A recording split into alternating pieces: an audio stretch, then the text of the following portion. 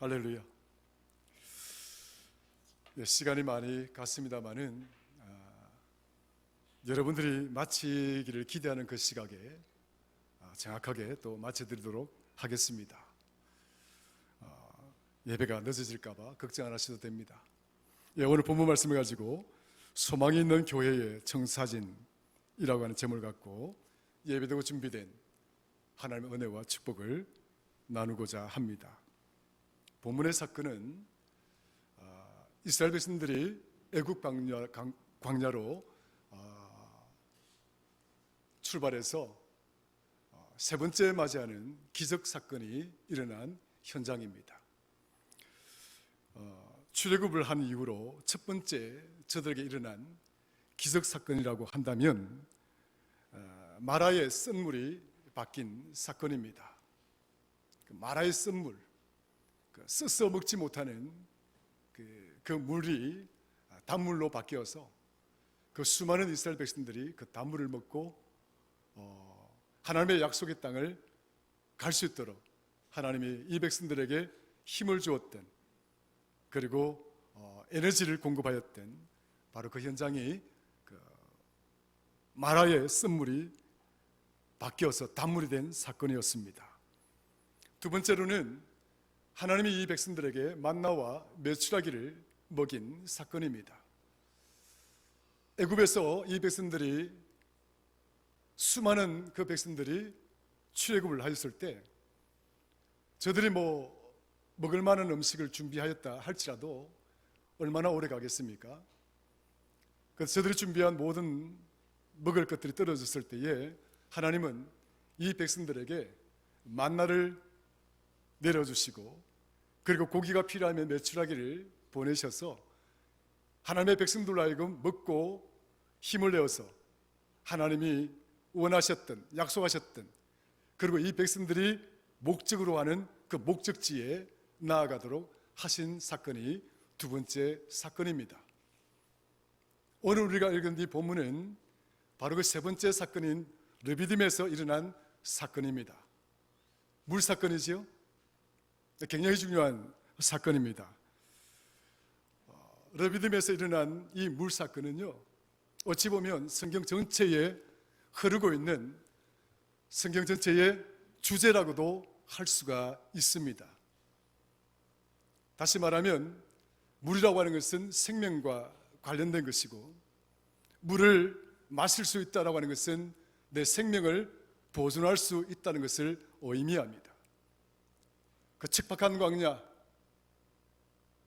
정말 그 어떤 곳에서도 물을 구할 수 없는 그 황량한 사막에서 물을 구해서 마신다라고 하는 것은, 이것은 거의 기적에 가까운 일이지요. 그 척박한 광야 땅에서, 또한 그 모래 사막에서 쉽게 물을 구하고 쉽게 물을 마시고 나아갈 수 있는 길이 아닙니다. 그래서 물을 만난다고 하는 것은 저들의 생명을 보존하고 생존에 있어서 정말 절대로 필요한 그러한 부분이 되겠지요. 그래서 이 이스라엘 백성들이 출애굽을 해서 그 광야의 여정 속에서 저들이 만나는 모든 고난들의 문제들을 보면 사실 물의 문제였다라고 볼 수가 있습니다. 첫 번째는 수르 광야를 거쳐서 저 네게브 사막을 지나서 가나안 땅으로 가고자 했지만, 그 척박한 수르 광야, 그 모래 땅 네게브 사막을 지나가서 그 가나안 땅에 가려고 했던 그 모든 시도가 사실은 물 때문에 허망하게 무너져 버렸죠. 3일 길을 걸어가고 난 다음에 물을 구할 수가 없어서 결국 그 길로 가나안 땅에 갈 수가 없었습니다. 그래서 피해왔던 이 광산길, 시나이 반도를 돌아서 가는 이 길 속에서 마라에서 물의 고난을 만나게 되었고, 또 지나서 두 번째 이 르비딤에서 또 물 문제로 어려움에 봉착하게 됩니다. 그런데 하나님께서는 모세에게 이 르비딤에서 바위를 쳐서 물을 내라고 하는 명령을 하십니다. 놀라운 일이지요. 하나님께서 모세에게 하나님의 지팡이를 들려주셨지요. 그 하나님의 지팡이라고 하는 것은 따지고 보면 그 지팡이가 능력이 있고 그 지팡이가 힘이 있다는 것을 의미하는 것이 아닙니다. 그 지팡이 자체가 갖고 있는 그 의미라고 하는 것은 하나님을 절대 의지하고자 하는, 하나님을 절대적으로 신뢰하고자 하는 견고한 믿음을 상징하고 있는 것이죠.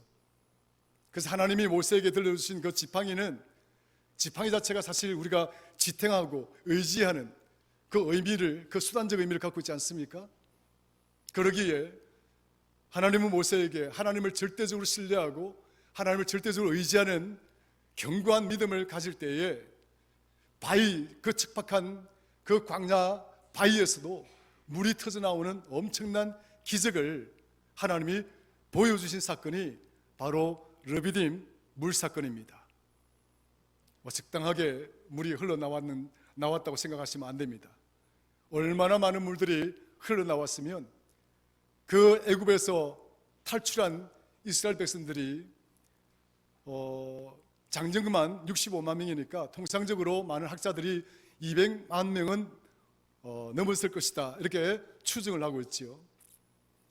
어마어마한 인구입니다. 어마어마한 수입니다. 그 어마어마한 많은 사람들이 그 르비딤 광야에서 물을 구해서 마실 수가 있었다라고 하는 이 의미는 적당하게 쫄쫄쫄쫄 흐르는 그 샘물과 같은 그런 의미가 아니라 그 광야, 그 계곡에서 정말 엄청난 물들이 마치 폭포수처럼 쏟아져 나왔다라고 하는 그 의미를 이야기하고 있는 거예요. 광야에 길을 내셨던 하나님께서 그 모래땅 사막에 하나님께서 강을 내신 사건이었지요.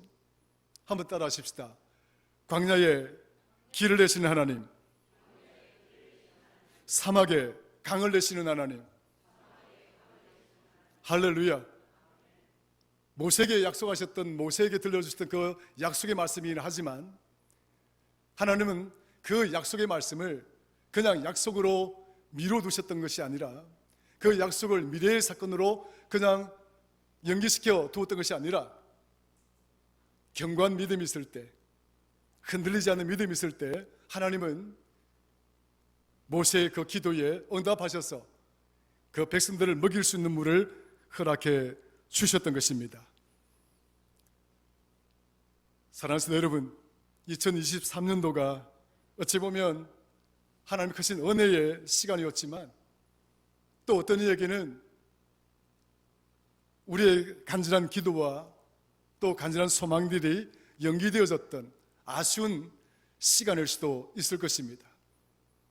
그럼에도 불구하고 오늘 저와 여러분들 모두가 이곳에서 하나님의 이름을 부르며 2023년도를 이렇게 예배로 정리를 하고 다시 2024년도를 맞이할 수 있는 소망을 우리에게 주신 것에 대해서 오히려 더 많은 감사가 있고 기쁨이 있는 시간이 되시기를 주의 이름으로 축원합니다. 그러므로 우리가 맞이하는 2024년도에는 여러분들의 인생에 또 삶의 터전이 아무리 척박하고 아무리 광활한 그런 광야와 같고 그러한 건조한 사막의 땅이라 할지라도 여러분의 삶의 지경을 살피시는 하나님께서 여러분의 믿음을 지렛대로 삼아서 하나님께서 들어주시고 응답하시고 문제는 풀어주시고 여러분의 소망들은 채우시는 축복의 한 해가 될 수 있기를 주의 이름으로 간절히 축원합니다.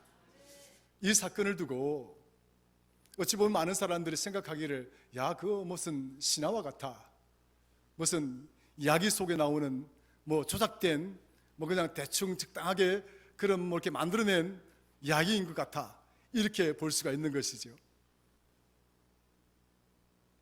베스다 그 산 언덕에서 5,000명을 먹이고도 12광주리가 남고 이런 엄청난 보리떡 2개와 물고기 5마리로 이 엄청난 역사를 우리 주님이 펼쳤다고 그러니까 많은 사람들이 야, 어떻게 그런 일들이 일어날 수가 있어, 그건 신화야. 그냥 만들어낸 이야기야. 여러분들도 그렇게 생각하십니까? 믿음이라고 하는 것은 언제나 그 너머를 볼 수 있는 자가 되어야 하는 것입니다. 가끔씩 제가 여러분들이 이야기를 하지만 과학자들도 그렇고 철학자들도 그렇고 저들이 신을 전제하지 않고서는 저들의 논리를 마무리할 수가 없습니다. 과학자들의 논리도 신을 전제로 해야 그 과학자들의 논리가 마무리가 됩니다. 그걸 전제하지 않으면 마무리될 수가 없습니다. 철학적인 사고를 통해서 물질이 도대체 어떻게 생기고 이것이 도대체 그 처음이 어떻게 물질이 생겨났느냐 파고들고 이렇게 고민을 해보아도 그 어떤 논리로도 설명으로도 설명할 수가 없는 거예요. 그래서 칸트가 말하기를 신은 있어줘야 되겠다, 그런 철학적인 마지막 종결 선포를 합니다마는 그걸 두고 많은 철학자들 하는 이야기가 야, 그것은 기독교가 말하는 신이 아니야. 너희들이 말하는 인격을 가진 신이 아니야. 하나님이 아니란 말이야. 그럼 뭐야? 이렇게 말하니까 논리적인, 철학적인 논리적인 신이야.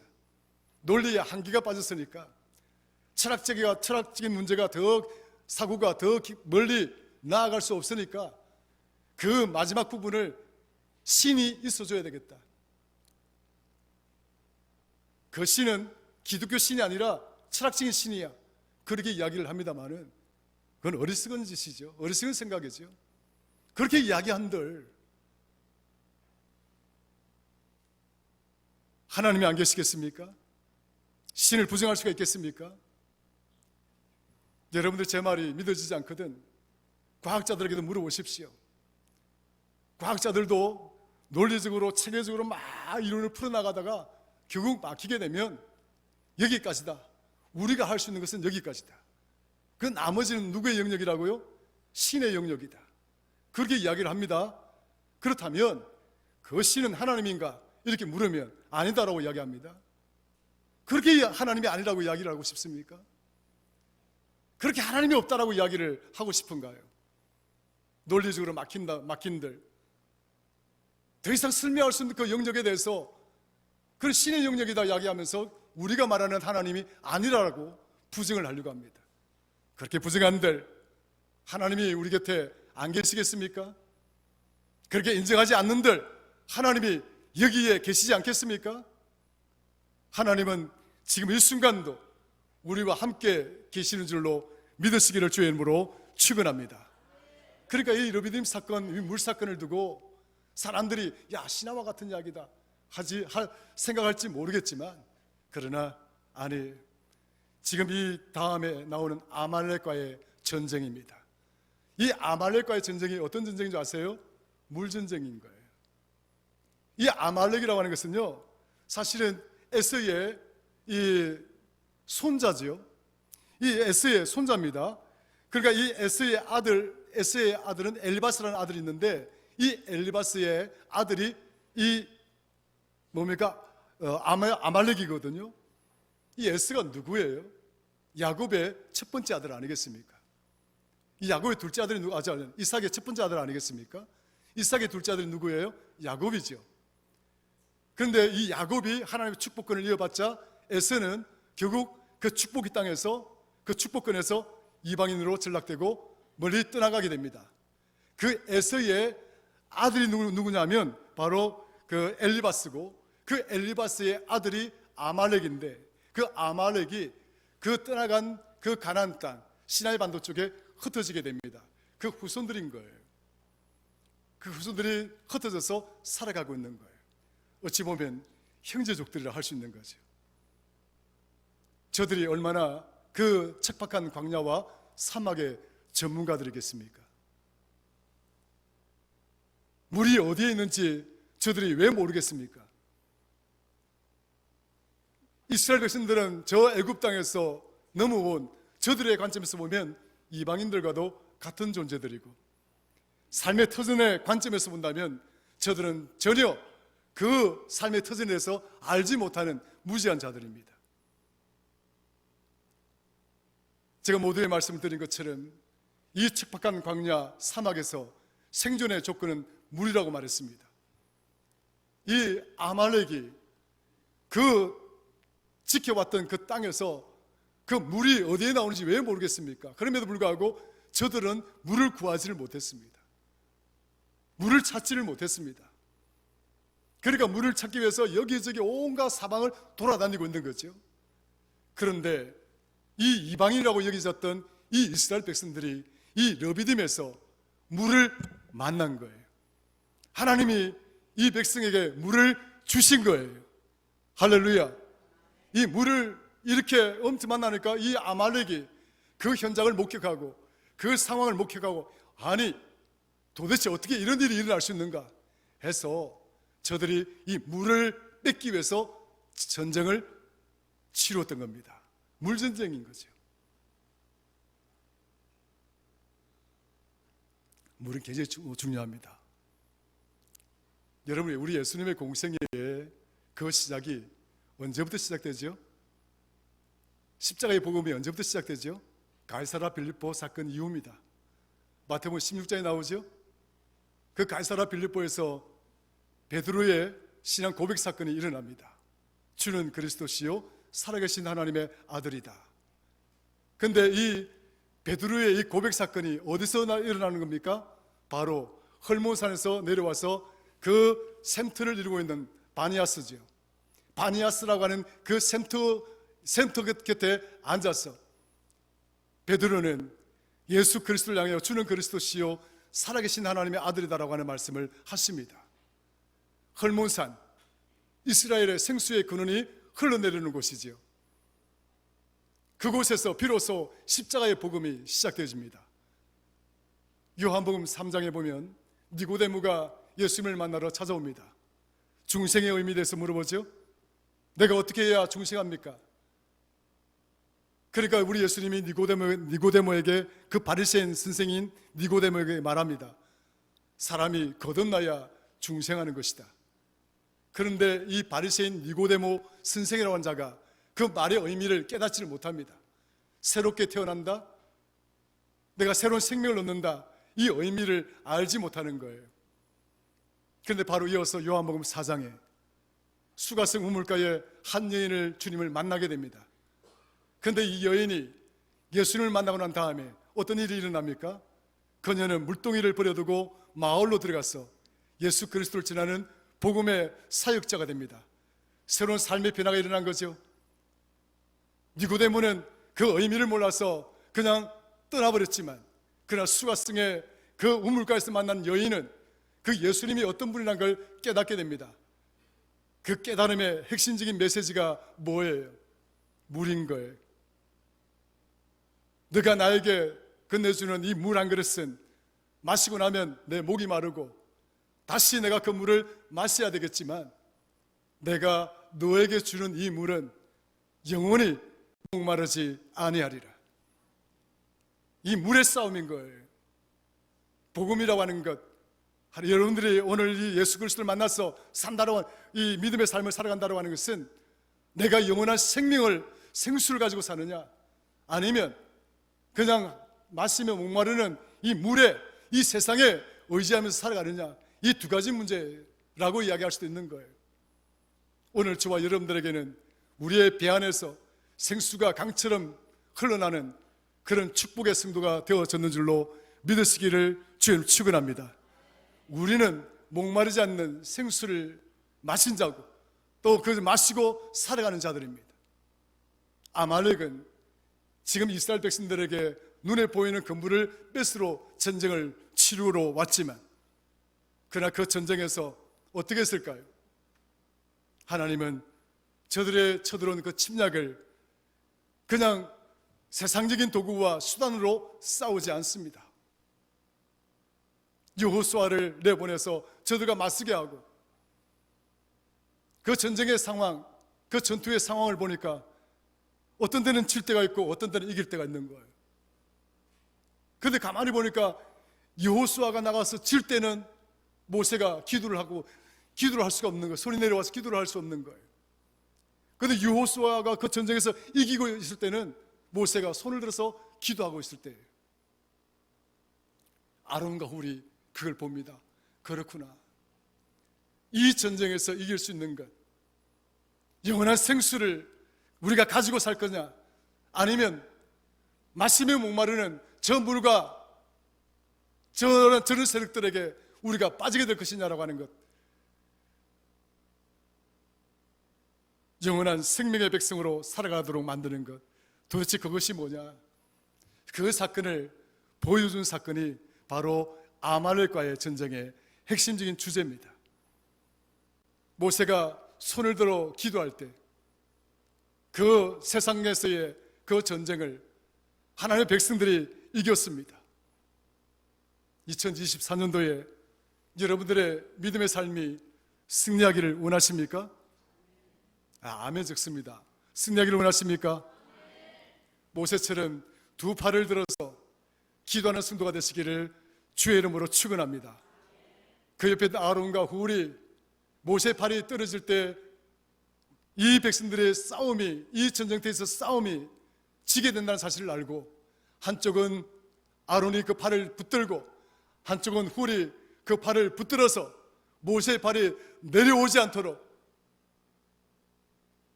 했을 때에 결국 그 아말렉과의 전쟁에서 이들은 승리자가 되었던 것입니다. 결국 우리가 새해 우리에게 소망이 있느냐 없느냐, 그것은 우리가 승리할 수 있는 삶을 사느냐 승리하지 못하는 삶을 사느냐, 그런 부분 아니겠습니까?